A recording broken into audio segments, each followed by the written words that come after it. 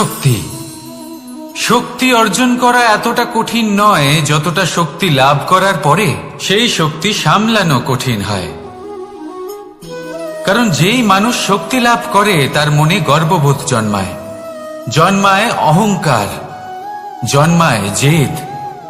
তাই শক্তি প্রাপ্ত করার সাথে বিনম্র থাকাও অত্যন্ত আবশ্যক।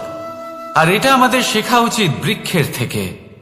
বৃক্ষ যা আমাদের ফল দেয়, বৃক্ষ যা যত ফল দেয় ততটাই ঝুঁকে যায়। আমরা পাথর মারি ওই বৃক্ষের থেকে ফল প্রাপ্ত করার জন্য। সেই পাথরের মার সহ্য করেও বৃক্ষ আমাদের ফল দেয়। কোনো গর্ববোধ নেই, কোনো অহংকার বোধ নেই। আর সেই জন্য এই বৃক্ষের পুজো করা হয়। এটাই হলো মাহাত্ম্য শক্তির সাথে বিনম্রতার। যদি এই শক্তি সৃজন করে থাকে, সাহায্য করে থাকে, সম্বল হয়ে থাকে, তবেই সেই শক্তি উপযুক্ত। আর নয়তো সেই শক্তি একদিন আপনাকে আসক্ত অবশ্যই করবে। তাহলে শক্তি অবশ্যই অর্জন করুন, কিন্তু তার সাথে সেই শক্তি সামলানোর মতো বিবেকও আপনাকে অবশ্যই জাগ্রত করতে হবে। তাহলে আসুন আমার সাথে ভালোবেসে বলুন, রাধা রাধা।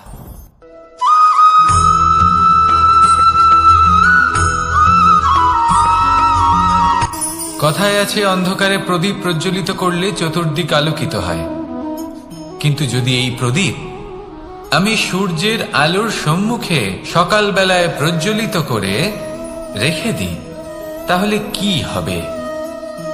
আপনি বলবেন যে এটা করে তো কোনো লাভই হলো না। সূর্যের প্রকাশের সামনে এই প্রদীপ আসলে কিছুই নয়। এবার এই চিন্তা ভাবনা প্রত্যেক দিন করতে হবে, আর একটা অমূল্য শিক্ষা পেতে হবে।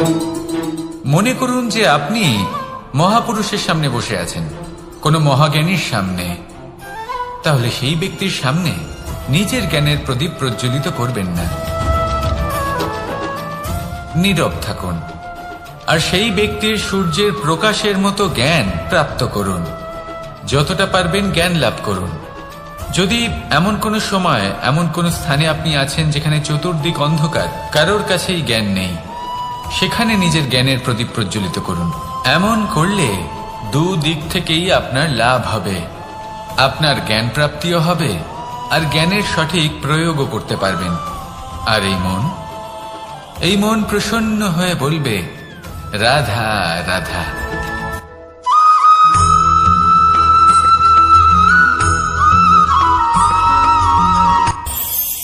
এই সংসারে আমরা প্রকাশ কোথা থেকে পাই?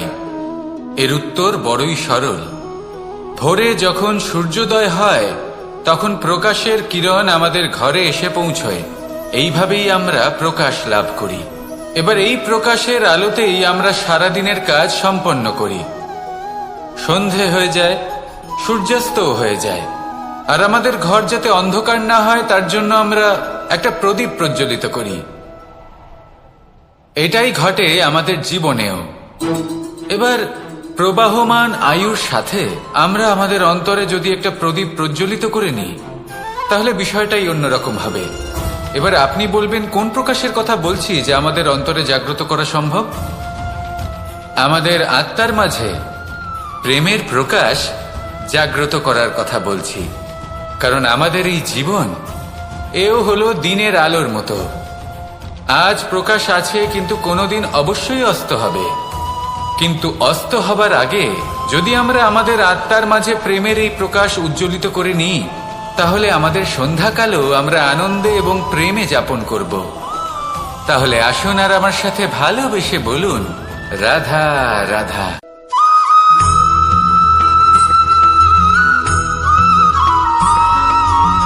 কথায় আছে যে এমন কোনো অক্ষর নেই যার দ্বারা কোনো মন্ত্র হয় না। এমন কোনো বনস্পতি নেই যা নিজেই একটা ঔষধি নয়। পৃথিবীর এমন কোনো ব্যক্তি নেই যার মধ্যে কোনো যোগ্যতা থাকে না। শুধু প্রয়োজন হলো যে ব্যক্তিকে আমরা খুঁজে চলেছি তাকে সঠিকভাবে চিনে নেওয়া। যদি তার যোগ্যতা, তার বিশেষত্ব আমরা বুঝতেই না পারি, তাহলে আর লাভ কি রইল? এই সংসারে এমন অনেক ব্যক্তি রয়েছেন যারা ছোট ছোট অসফলতার কারণে আপনাকে এটা বলে দেবে যে আপনি কোনো কাজের নন, আপনি হলেন মূর্খ, আপনি কিছুই করতে পারবেন না, এইসব কথায় কখনোই বিশ্বাস করবেন না। কারণ আপনি এবং প্রত্যেকটি জীব এই পরমাত্মা এবং এই প্রকৃতির সৃষ্টি, যা অত্যন্ত বিশেষ। যদি আপনাকে উদাহরণ দিই তাহলে একদিকে আছে তরোয়াল, একটা বড় লম্বা তরোয়াল, যার দ্বারা যুদ্ধ করা যায়, জয়লাভ করা যায়। আর অন্যদিকে রয়েছে একটা ছোট্ট সূঁচ, কিন্তু যে কাজ একটা ছোট্ট সূঁচ করতে পারে তা একটা তরোয়াল দ্বারা সম্ভব নয়। এর অর্থ হলো এটাই যে প্রত্যেকটা রচনা অত্যন্ত অমূল্য এবং অত্যন্ত বিশেষ হয়। তাহলে বিশ্বাস রাখুন যে আপনি অত্যন্ত বিশেষ একজন, আর প্রেমের সাথে বলুন রাধা রাধা।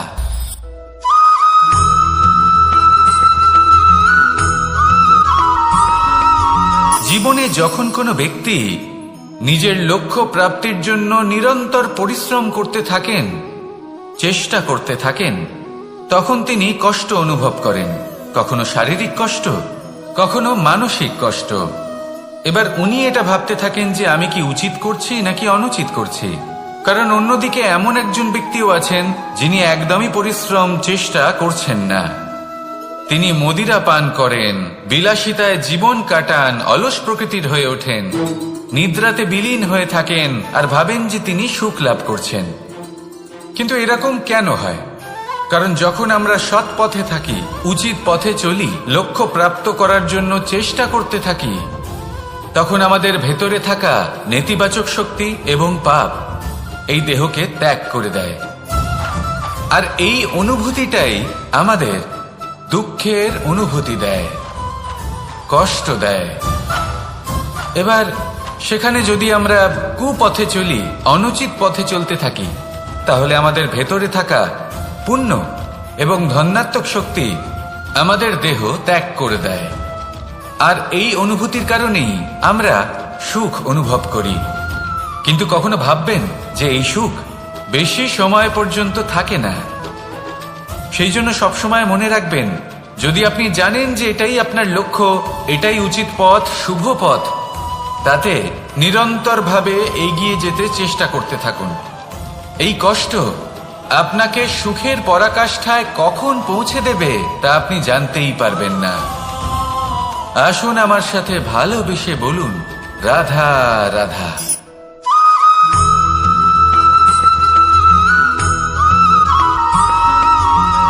এই দড়িটা দেখুন,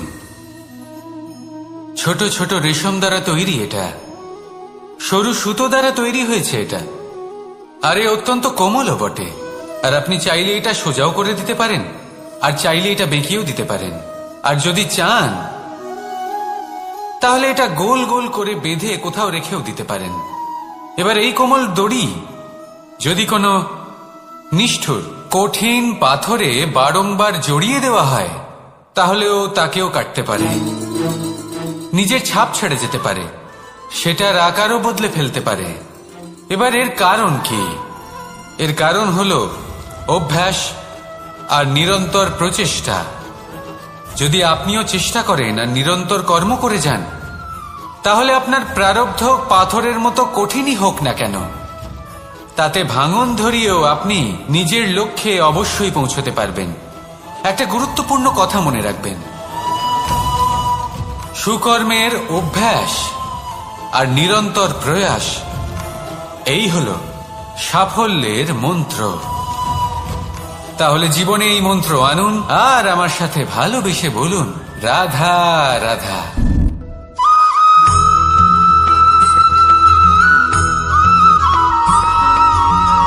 এই সংসারে কোনো বস্তু হোক বা ব্যক্তি হোক, তার একার গুরুত্ব কিন্তু খুব বেশি নয়। একটা উদাহরণ হিসেবে বৃষ্টির ফোঁটাকে ভেবে দেখুন। যদি একটি বৃষ্টির ফোঁটা হয় তাহলে তার খুব বেশি গুরুত্ব থাকে না, কিন্তু যখন সহস্র বৃষ্টির ফোঁটা মেঘের মধ্যে দিয়ে ঝরে পড়ে, তখন সেটা বর্ষার রূপ ধারণ করে।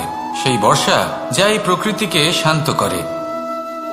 সেইভাবেই পাথরের ছোট টুকরো, তার খুব বেশি গুরুত্ব থাকে না, কিন্তু যখন অসংখ্য পাথরের টুকরো একত্রিত হয় তখন তা পর্বতের আকার ধারণ করে। সেইভাবেই কিছু মানুষ যখন একত্রিত হন তখন তৈরি হয় পরিবার, কিছু পরিবার যখন একত্রিত হয় তখন তৈরি হয় সমাজ, যখন অনেক সংখ্যক সমাজ একত্রিত হয় তখন তৈরি হয় রাজ্য। এবার এই রাজ্যের সবথেকে গুরুত্বপূর্ণ ব্যক্তি হতে পারেন রাজা, কিন্তু তাও সেই রাজা একা কিছু করতে পারেন না। যুদ্ধ লড়ার সময় তারও নিজের সৈন্যদলকে প্রয়োজন পড়ে। কিন্তু এই সংসারে এমন একজন ব্যক্তি আছেন যিনি একাই সব কাজ করতে থাকেন, এবং সেই ব্যক্তি হলেন মা। আমাদের জীবনে একজন পিতার ভূমিকা কিন্তু নিঃসন্দেহে অমূল্য, কিন্তু আমাদের সকলের জীবনে যে ভূমিকা একজন মায়ের তা অন্য কারোর থাকে না। একজন মা একাই সন্তানকে বড় করতে পারেন, সংস্কারী করে তুলতে পারেন, তার জন্য পরিশ্রম করেন। আর এত কিছু কাজ করার পরেও তার কাজের জন্য তিনি প্রশংসা অবশ্য পান না। উল্টে যদি সেই সন্তান অনুচিত পথে চালিত হয়, অনুচিত কর্ম করে, তখন সেই মাকেই অপবাদের পাত্র হয়ে উঠতে হয়। আমাদের জীবনে মায়ের যোগদান কতটা সেটা বুঝুন। আপনাকে বড় করে তোলার জন্য উনি কতটা পরিশ্রম করেছেন সেটা বুঝুন। আজ থেকে, এখন থেকে, এই মুহূর্ত থেকে মাকে সম্মান করতে শিখুন। যখন সময় পাবেন, যখন সুযোগ হবে, তখন তার প্রশংসা করুন, ওনারও ভালো লাগবে। আর মায়ের এই মমতার জন্য, তার এই ভূমিকার জন্য আসুন সবাই মিলে আমরা তাকে প্রণাম করি, আর সকলে মিলে ভালোবেসে বলি, রাধা রাধা।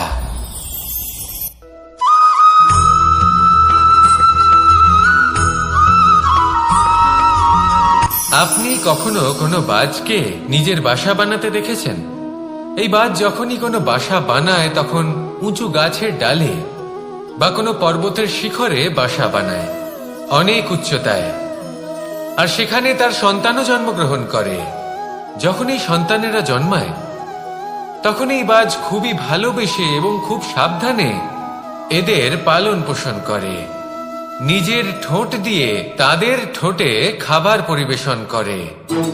কিন্তু যেই সেই সন্তানেরা হৃষ্টপুষ্ট হয়ে যায় এবং সেই কথা বাজ নিজে বুঝতে পেরে যায়, সেই বাজ নিজেই সেই বাসা ছিন্ন ভিন্ন করে দেয়।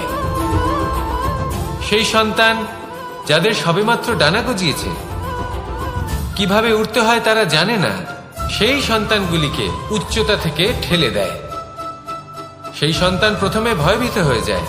তারা সামনে মৃত্যুকে দেখতে পেয়ে ভয়ের কারণে তাদের ডানা ঝাপটাতে থাকে, আর সেই প্রক্রিয়াতেই সেই সন্তানগুলি উড়তে শুরু করে দেয়। এবার এই ঘটনায় আমরা কি শিক্ষা পেতে পারি? এটাই, যদি আপনি মাতা পিতা হন তাহলে নিজের সন্তানকে অবশ্যই স্নেহ করুন, কিন্তু তাদেরকে নিজের আঁচলের তলায় বেঁধে রাখবেন না। যদি আপনি চান আপনার সন্তান জীবনে উন্নতি করুক, তাহলে নিজের মুঠো থেকে তাদের স্বতন্ত্র করে দিন, এই সংসারে সংঘর্ষ করতে দিন। সেই সন্তান নিজেই বুঝতে পারবে যে জন্মের সময় পাওয়া ডানা কি করে ব্যবহার করতে হয়, আর আপনার চোখের সামনে আপনার সন্তান এই আকাশে উড়তে থাকবে। তাহলে আসুন আমার সাথে ভালোবেসে বলুন, রাধা রাধা।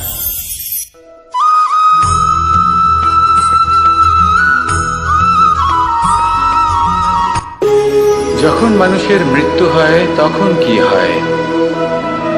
অনেক সংখ্যক মানুষ শোক পালন করতে চলে আসেন। যে ব্যক্তি মৃত্যু লাভ করেছেন তার অনেক বস্তু থাকে যেগুলো তার প্রিয়, যেগুলো তিনি ব্যবহার করেছেন, তার শয্যা, তার বস্ত্র, তার আভূষণ, সবকিছু তার থেকে বিচ্ছিন্ন করা হয় এবং খালি হাতে তাকে শ্মশানের উদ্দেশ্যে রওনা করা হয়।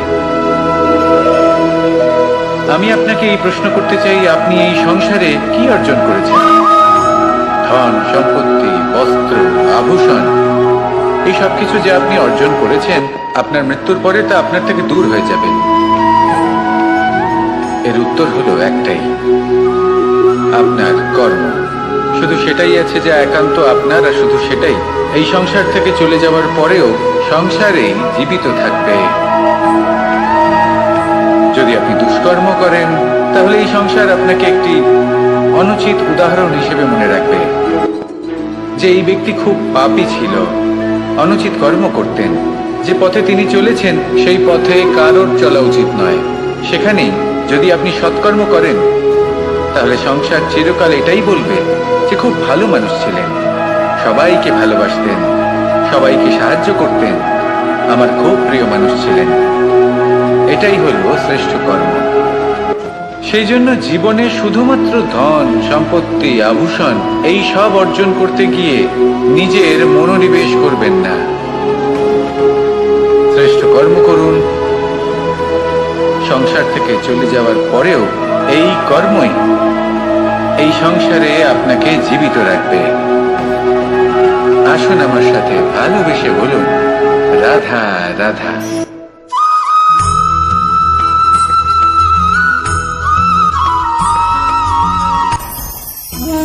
ভোজন।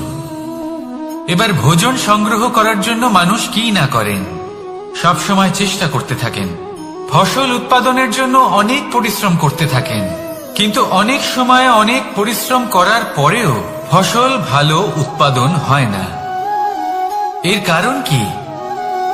কারণ হলো এটাই যে আপনি পরিশ্রম হয়তো অনেক করেছেন, কিন্তু আপনার নজর তো সেই বীজের দিকে ছিলই না যা আপনি রোপণ করেছেন। সেই জন্য সব সময় কোনো বীজ রোপণ করার আগে তাকে পরখ করে দেখুন, তা অত্যন্ত আবশ্যক। আর সেইভাবেই যখনই কোনো কর্মের প্রশ্ন আসে তাহলে সেখানে শুধুমাত্র পরিশ্রম যথেষ্ট নয়, সেই কাজের প্রতি আপনার কর্তব্য কি, আপনার উদ্দেশ্য কি, সেটা জানা হলো অত্যন্ত গুরুত্বপূর্ণ। তাই কর্ম করুন, কিন্তু সেই কর্মের প্রতি আপনার যা উদ্দেশ্য তার মাহাত্ম্য বুঝতে চেষ্টা করুন। তাহলে আসুন আমার সাথে ভালোবেসে বলুন, রাধা রাধা।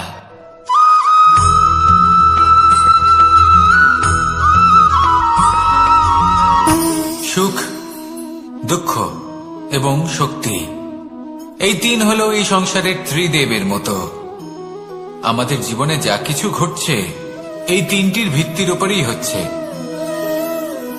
আসলে এই সংসারের একটা নিয়ম আছে, যখনই আপনি কিছু লাভ করেন এই সংসার আপনার পরীক্ষা নেয়। এটা জানার জন্য আপনার পরীক্ষা নেয় যে আপনি যা কিছুই লাভ করেছেন আপনি কি আদৌ সেটার যোগ্য কিনা। ঠিক সেইভাবেই এই সুখ, দুঃখ এবং শক্তি আপনার পরীক্ষা নিয়ে থাকে।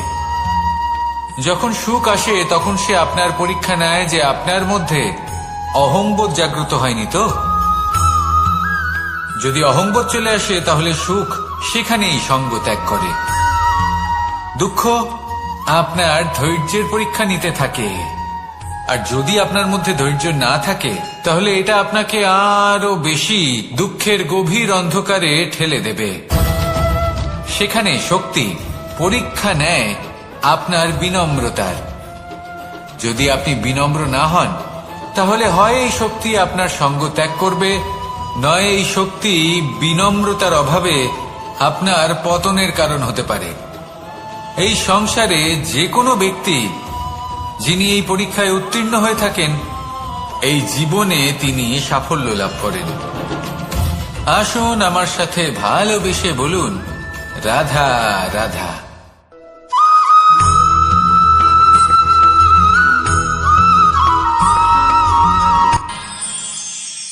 আমরা সবাই সূর্যকে সম্মান কেন করি? কারণ আমরা জানি যে সন্ধেবেলা যখন সূর্যাস্ত হবে তখন শুধুমাত্র অন্ধকার বাকি থাকবে।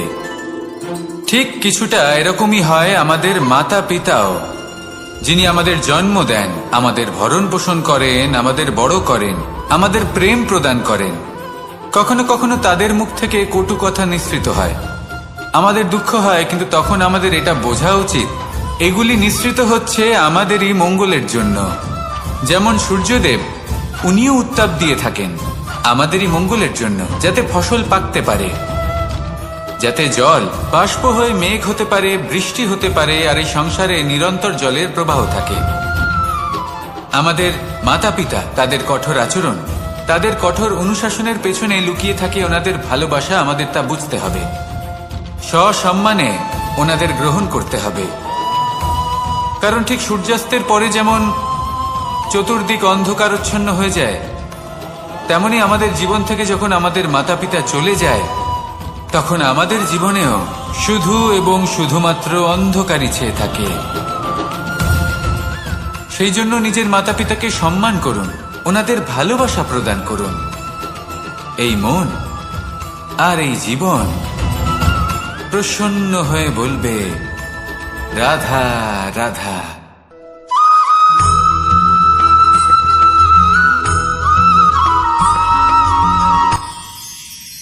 মানুষ তার জীবনে দুই ধরনের পরিস্থিতিকে খুব ভয় পায়। এক, কোনো কারণবশত কারোর সামনে নত হওয়া। দুই, কোনো কারণে নিজের চরিত্র থেকে, নিজের মূল্যবোধ থেকে বিচ্যুত হওয়া। এবার কেন হয় এরকম যে কথায় কথায় কারোর সামনে নত হতে হয়? কেন বারংবার নিজের চরিত্র থেকে চ্যুত হতে হয়? এরকম কেন হয়? এটা তখনই হয় যখন আমাদের শিক্ষা এবং মূল্যবোধের অভাব থাকে।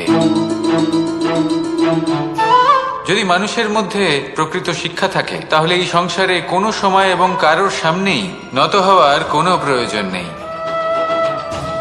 যদি মানুষের মধ্যে মূল্যবোধ থাকে, তাহলে তাকে নিজের মূল্যবোধ বা চরিত্র থেকে বিচ্যুত হতে হয় না, তা সে যাই হয়ে যাক না কেন। কোনো বালককে যদি জন্ম থেকেই সুশিক্ষার অধিকারী করা হয়, শিক্ষিত করা হয়, মূল্যবোধের অধিকারী করা হয়, তবে সে এই সংসারে এমন কর্ম করবে যাতে সে নিজেকে, নিজের পরিবারকে, সমগ্র সমাজকে গর্বিত করতে পারে। শিক্ষা লাভ করুন, মূল্যবোধ লাভ করুন এবং আমার সাথে ভালোবেসে বলুন, রাধা রাধা।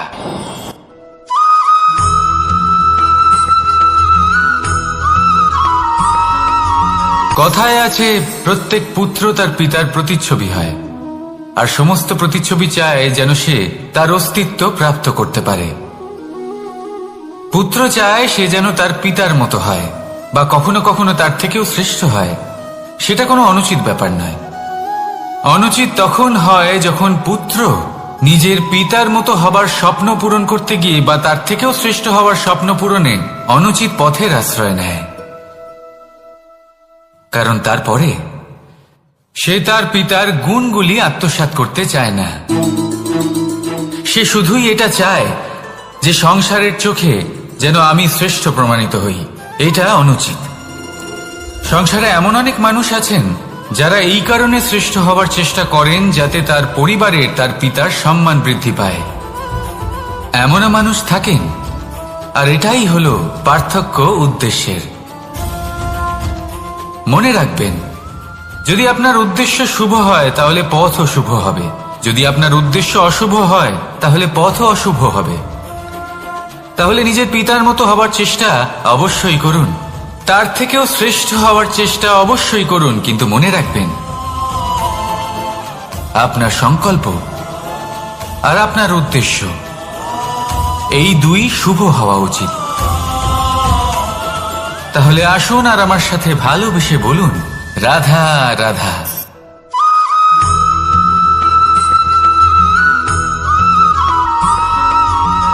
এই সংসারের সব থেকে গুরুত্বপূর্ণ তত্ত্ব কোনটা? প্রথম হলো সময়। জন্ম থেকে মৃত্যু পর্যন্ত এই যে সময়, এটাই তো হলো জীবন। দ্বিতীয় হলো জীবন, যাতে আমরা সময়ের সদ্ব্যবহার করি, শ্রেষ্ঠ থেকে শ্রেষ্ঠতর কাজ করার চেষ্টা করি। বহু বছরের এই পরম্পরা, এই সংস্কৃতিকে এগিয়ে নিয়ে যাওয়ার চেষ্টা করি। এই সংসারে আমরা অংশগ্রহণ করতে চেষ্টা করি। তৃতীয় হলো ধন, সেই ধন যা প্রত্যেক ব্যক্তি অর্জন করতে চেষ্টা করেন। এবার এই তিনটি তত্ত্বের মধ্যে একটা সামঞ্জস্য আছে, সমান ব্যাপার আছে। সে ধনই হোক বা সময় হোক বা হোক জীবন।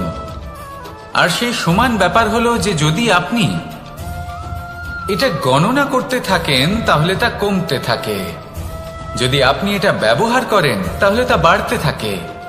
একে সংগঠিত করে রাখতে চেষ্টা করলে এ হাত থেকে ফসকে যায়, কিন্তু যদি আপনি একে সামলে রাখতে শিখে যান তাহলে এমন কাজ করবেন যাতে সংসারের সাথে সাথে পরবর্তী প্রজন্ম লাভবান হবে। যদি কিছু শিখতে চান তাহলে সামলাতে শিখুন, গণনা করা বা সংগঠিত করা নয়। আসুন আর আমার সাথে ভালোবেসে বলুন, রাধা রাধা।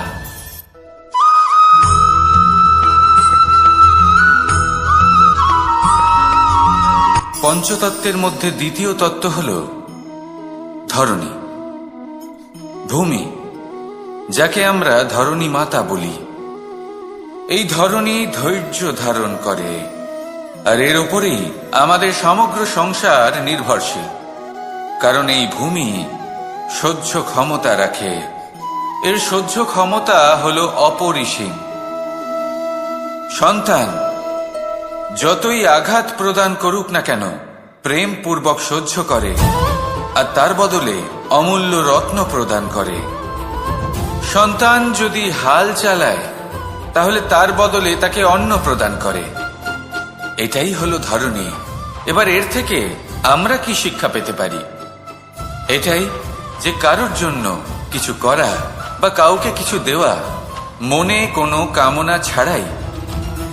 আর এই কথাটা বুঝে যান, যদি কারোর জন্য কামনা না রেখে বা কোনো পাওয়ার আশা না রেখে কারোর জন্য কিছু করেন বা কারোকে কিছু দেন, যদি এটা আপনি শিখতে পারেন, তবে আপনি ভালোবাসতে শিখে গেছেন। আর সেই জন্যই এই ধরিত্রীকে মাতা বলা হয়। কারণ মাতা শুধু উনি নন যিনি গর্ভে সন্তানকে ধারণ করেন, মাতা তো উনিও যিনি জীবন বাঁচতে শেখান, যিনি জীবন বাঁচার উদাহরণ প্রদান করেন। তাহলে ধরণীর থেকে এই নিঃস্বার্থ ভাব শিখুন, নিঃস্বার্থ ভালোবাসা শিখুন, আর এই ভালোবাসার সাথেই বলুন, রাধা রাধা।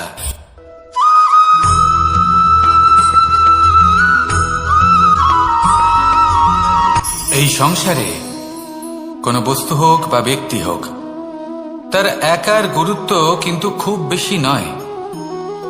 একটা উদাহরণ হিসেবে বৃষ্টির ফোঁটাকে ভেবে দেখুন। যদি একটি বৃষ্টির ফোঁটা হয় তাহলে তার খুব বেশি গুরুত্ব থাকে না, কিন্তু যখন সহস্র বৃষ্টির ফোঁটা মেঘের মধ্যে দিয়ে ঝরে পড়ে, তখন সেটা বর্ষার রূপ ধারণ করে। সেই বর্ষা যা এই প্রকৃতিকে শান্ত করে। সেইভাবেই পাথরের ছোট টুকরো, তার খুব বেশি গুরুত্ব থাকে না, কিন্তু যখন অসংখ্য পাথরের টুকরো একত্রিত হয় তখন তা পর্বতের আকার ধারণ করে। সেইভাবেই কিছু মানুষ যখন একত্রিত হন তখন তৈরি হয় পরিবার, কিছু পরিবার যখন একত্রিত হয় তখন তৈরি হয় সমাজ, যখন অনেক সংখ্যক সমাজ একত্রিত হয় তখন তৈরি হয় রাজ্য। এবার এই রাজ্যের সব থেকে গুরুত্বপূর্ণ ব্যক্তি হতে পারেন রাজা, কিন্তু তাও সেই রাজা একা কিছু করতে পারেন না। যুদ্ধ লড়ার সময় তারও নিজের সৈন্যদলকে প্রয়োজন পড়ে। কিন্তু এই সংসারে এমন একজন ব্যক্তি আছেন যিনি একাই সব কাজ করতে থাকেন, এবং সেই ব্যক্তি হলেন মা। আমাদের জীবনে একজন পিতার ভূমিকা কিন্তু নিঃসন্দেহে অমূল্য, কিন্তু আমাদের সকলের জীবনে যে ভূমিকা একজন মায়ের তা অন্য কারোর থাকে না। একজন মা একাই সন্তানকে বড় করতে পারেন, সংস্কারী করে তুলতে পারেন, তার জন্য পরিশ্রম করেন। আর এত কিছু কাজ করার পরেও তার কাজের জন্য তিনি প্রশংসা অবশ্য পান না। উল্টে যদি সেই সন্তান অনুচিত পথে চালিত হয়, অনুচিত কর্ম করে, তখন সেই মাকেই অপবাদের পাত্র হয়ে উঠতে হয়। আমাদের জীবনে মায়ের যোগদান কতটা সেটা বুঝুন। আপনাকে বড় করে তোলার জন্য উনি কতটা পরিশ্রম করেছেন সেটা বুঝুন। আজ থেকে, এখন থেকে, এই মুহূর্ত থেকে মাকে সম্মান করতে শিখুন। যখন সময় পাবেন, যখন সুযোগ হবে, তখন তার প্রশংসা করুন, ওনারও ভালো লাগবে। আর মায়ের এই মমতার জন্য, তার এই ভূমিকার জন্য আসুন সবাই মিলে আমরা তাকে প্রণাম করি,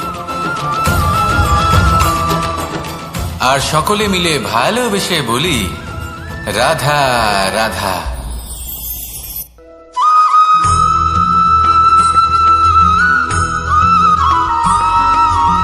মানুষের একটি সমস্যা আছে যে মানুষ সাফল্যকে মাপতে থাকেন, লক্ষ্যপ্রাপ্তিকে মাপতে থাকেন এবং তার তুলনা করতে থাকেন যে ও এত কিছু পেল আর আমি পেলাম না, ওর কাছে এত কিছু আছে কিন্তু আমার কাছে নেই। এই তুলনা করার জন্য ওনারা দুঃখী হয়ে পড়েন, নিরাশ হয়ে পড়েন। তাই আমি একটা প্রশ্ন করছি যে এটা কি উচিত? এই সংসারে আপনি কি নিয়ে তুলনা করবেন যেখানে সূর্যদেব চন্দ্রমা দুজনেই আছেন, দুজনেই হলেন বিশেষ, দুজনেই নিজ নিজ সময়ে উদিত হন। এদের মধ্যে একজন না থাকলে তাহলে আমাদের জীবন কঠিন হয়ে পড়বে। ঠিক সেইভাবেই আপনি যদি একটা বড় রেখা অঙ্কন করেন তাহলে অন্য রেখাটি ছোট হয়ে পড়ে না, সে তেমনই থাকে যেমনটা সে ছিল। আপনার অস্তিত্ব কখনো ছোট বা বড় হতে পারে না। শুধু তুলনা করার জন্য আপনার এটা মনে হতে পারে। যদি আপনি যুদ্ধ করতে চান আপনার তলোয়ারের প্রয়োজন পড়বে। যদি বস্ত্র তৈরি করতে চান এত বড় তলোয়ার দিয়ে কিছুই হবে না, তখন প্রয়োজন পড়বে একটা ছোট্ট সূচের। তাই তুলনা করবেন না, না নিজেকে ছোট মনে করবেন না অন্য কাউকে। সবার সাথে সহযোগিতা করুন, আর যদি তুলনা করতেই হয় নিজের সাথে করুন যে কাল আমি কেমন ব্যক্তি ছিলাম, আজ কি তার থেকে শ্রেষ্ঠ হয়ে উঠতে পেরেছি। ভেবে দেখুন ভবিষ্যতে গিয়ে আপনি কতটা শ্রেষ্ঠ ব্যক্তি হতে পারেন। আসুন আমার সাথে ভালোবেসে বলুন রাধা রাধা।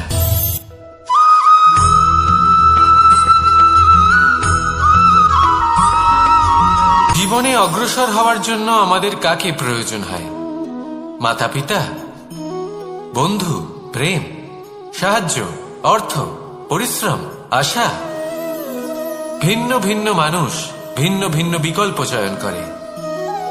যদি আমি আপনাকে বলি তাহলে জয় আর পরাজয়ের মন্ত্র দুটো শব্দের উপর নির্ভর করে, মেনে নেওয়া আর দৃঢ় হওয়া। যদি মেনে নেন তাহলে হেরে যাবেন, যদি দৃঢ় হন তাহলে নিশ্চিত রূপে জয়ী হবেন। যদি কখনো আপনি ক্লান্ত হয়ে ওঠেন, আপনি দুঃখী হন, পুরোপুরি ভেঙে পড়েছেন, তখন মেনে নেবেন না যে আপনি ভেঙে পড়েছেন, নয়তো হেরে যাবেন। তখন উল্টে স্থির করবেন যে যাই হয়ে যাক না কেন আমি জয়ী হবই। আর আপনি দেখবেন যে জয় নিশ্চিত রূপে আপনার কাছেই আসবে। তাহলে এই কথা মনে রাখবেন আর আমার সাথে ভালোবেসে বলবেন রাধা রাধা।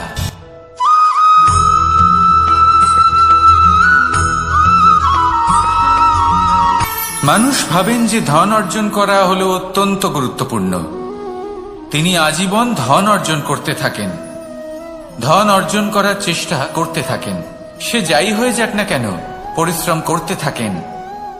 স্বাস্থ্যের দিকে নজর দেন না, না উচিত সময় খাবার খান, না উচিত সময় ঘুমোতে যান, না পর্যাপ্ত সময় পর্যন্ত ঘুমন, কিছুই না। ধন অর্জন করতেই থাকেন, করতেই থাকেন। আর কিছু সময় পরে যখন তিনি অসংখ্য ধন লাভ করে ফেলেন তখন তার সাথে ওনার শরীরে অনেক রোগ বাসা বাঁধে। এইসব রোগের উপচার করতে করতে সেই সমস্ত ধন যা উনি অর্জন করেছেন তা তিনি ব্যয় করে ফেলেন। শেষ পর্যন্ত কি হয়? আমরা যেভাবে এসেছি ঠিক সেইভাবেই ফিরে যাই, ধন এখানেই থেকে যায়। দেখুন, একটা অত্যন্ত গুরুত্বপূর্ণ কথা রয়েছে যে আপনার বোঝা উচিত। এই যে ধন, তার ব্যবহার করুন জীবনকে আরো ভালো করে তোলার জন্য। ধনের সদ্ব্যবহার করা উচিত, এমন যেন না হয় এই ধন আপনাকে ভোগ করে ফেলে।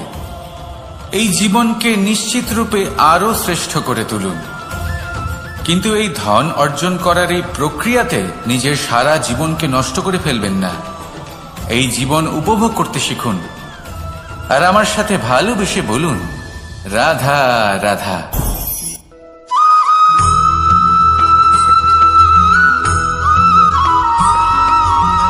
পঞ্চতত্ত্বের মধ্যে দ্বিতীয় তত্ত্ব হল ধরণী, ভূমি, যাকে আমরা ধরণী মাতা বলি।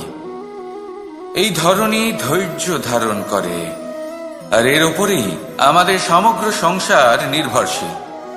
কারণ এই ভূমি সহ্য ক্ষমতা রাখে, এর সহ্য ক্ষমতা হল অপরিসীম। সন্তান যতই আঘাত প্রদান করুক না কেন প্রেম পূর্বক সহ্য করে আর তার বদলে অমূল্য রত্ন প্রদান করে।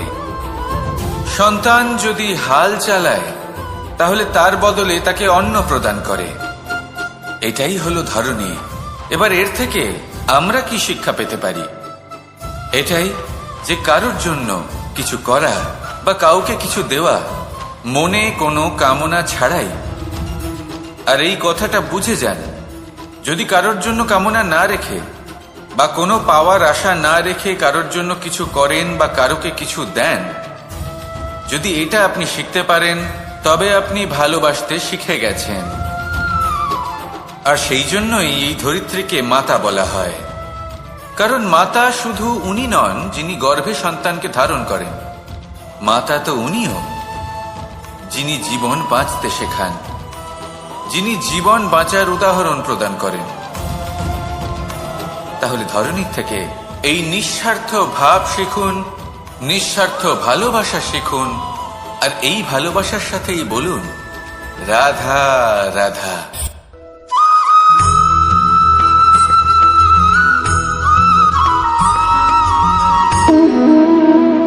সম্পর্ক হলো আমাদের জীবনের একটি আধার।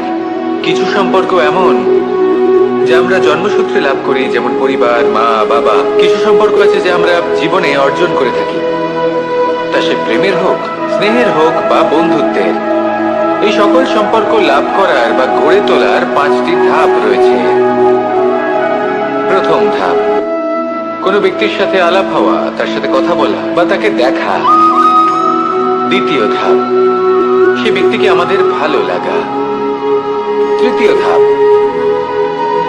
আমাদের এটা চাইতে শুরু করা যে জীবনে এই ব্যক্তি যেন আমাদের বন্ধু হন, আমাদের জীবনে থাকেন, বা আমাদের কাউকে ভালোবেসে ফেলা। আর এটা আমাদের ভাবা বা চাওয়া যে সেই ব্যক্তি যেন আজীবন আমার সাথে থাকেন, আমার জীবনে আমার সাথী হয়ে।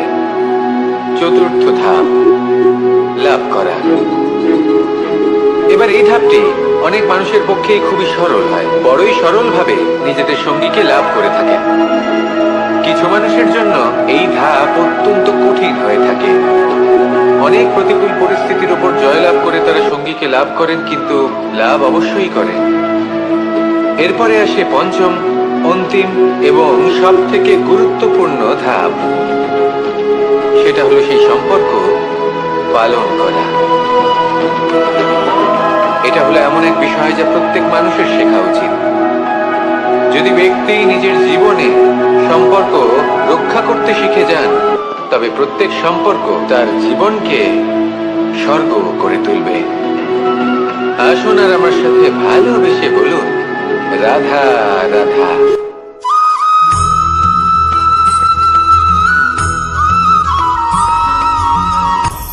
আপনি কখনো পর্বতের শিখরে উঠেছেন? আপনি দেখতে পাবেন পর্বতের পদতলে প্রচুর সুন্দর ফুল রয়েছে, সবুজ বনানী রয়েছে। যত আপনি ওপরে উঠতে থাকবেন তত ফুল কমতে থাকবে, সবুজ বনানী কমতে থাকবে। আরো কিছুটা ওপরে উঠলে কাঁটা জাতীয় গাছ দেখতে পাবেন, শুকনো গাছ দেখতে পাবেন। আরো যদি ওপরে ওঠেন তাহলে পাষাণ দেখতে পাবেন। আরো ওপরে উঠলে হিমখণ্ড দেখতে পাবেন। এই যে পর্বত, তা মনুষ্য জীবনের সব থেকে উত্তম উদাহরণ। মানুষ যখন সাফল্যের শিখরে পৌঁছতে চান, মহানুভবতার শিখরে পৌঁছতে চান, পথে যত আস্তে আস্তে উপরে উঠতে থাকেন, ততই ভৌতিক বস্তু তার থেকে বিচ্ছিন্ন হতে থাকে। যদি তিনি সেই ভৌতিক বস্তুগুলি ত্যাগ না করতে পারেন, তাহলে কখনোই সেই স্থানে পৌঁছতে পারবেন না। আর মানুষ যদি উচিত ত্যাগ করতে পারেন, পথে অগ্রসর হতে থাকেন, এগোতে থাকেন, তাহলে একদিন না একদিন তিনি মহানুভবতার, জ্ঞানের, সাফল্যের হিমের স্বাদ অবশ্যই লাভ করবেন। মনে রাখবেন, মানব জীবনের ত্যাগ হলো অত্যন্ত গুরুত্বপূর্ণ অংশ। আসুন আমার সাথে ভালোবেসে বলুন রাধা রাধা।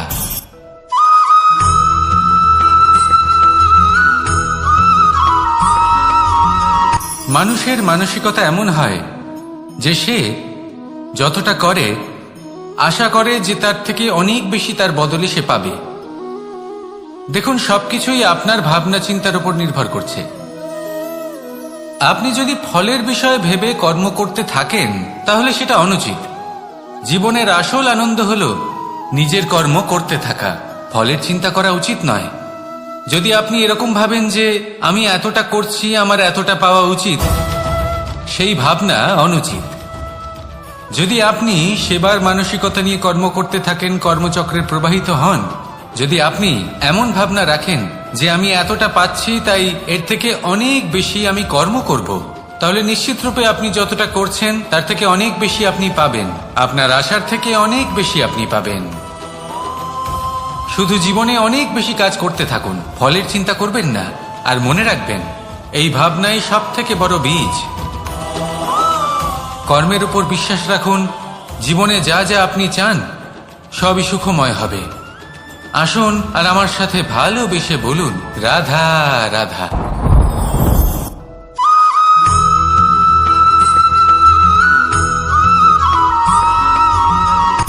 সূচের শেষে একটি ছিদ্র থাকে, যার দ্বারা আমরা এই সুতো পরাতে পারি। আর তারপর সূচের সাহায্যে এই সুতো দিয়ে বস্ত্র সেলাই করা যায়। কিন্তু যদি সুতোটা সোজা করে ধরা না হয়, তাহলে সূচে কখনো এই সুতো পরানোই সম্ভব নয়। যদি এতে কোনো গিঁট পড়ে, তখন তা কখনোই এই ছিদ্র দ্বারা প্রবেশ করা সম্ভব নয়। ঠিক এইভাবেই যদি আপনি কারোর জীবনে প্রবেশ করতে চান, কারোর অন্তরে প্রবেশ করতে চান, তাহলে আপনাকেও সহজ থাকতে হবে। এতে কোনো গিঁট থাকলে চলবে না, অর্থাৎ মনে যাতে কোনো মালিন্য না থাকে, যেন কোনো কুচিন্তা না থাকে। যদি এসব থাকে, তাহলে আপনি কখনো কারোর জীবনে প্রবেশ করতে পারবেন না। আর যদি কোনোভাবে আপনি প্রবেশ করেও যান, তাহলে তার মনে ঘর করতে পারবেন না। নিজেকে এই সুতোর মতন করে তুলুন, সহজ। মনে যেন কোনো কুচিন্তা না থাকে, সবার প্রতি যেন সদ্ভাবনা থাকে, শুভ চিন্তা থাকে। এমনটা করতে থাকুন। এমন একটা দিন আসবে যেদিন এই সমস্ত সংসারের ব্যক্তির মনে আপনি বাস করবেন। আর তখন এই মন প্রসন্ন হয়ে বলবে, রাধা রাধা।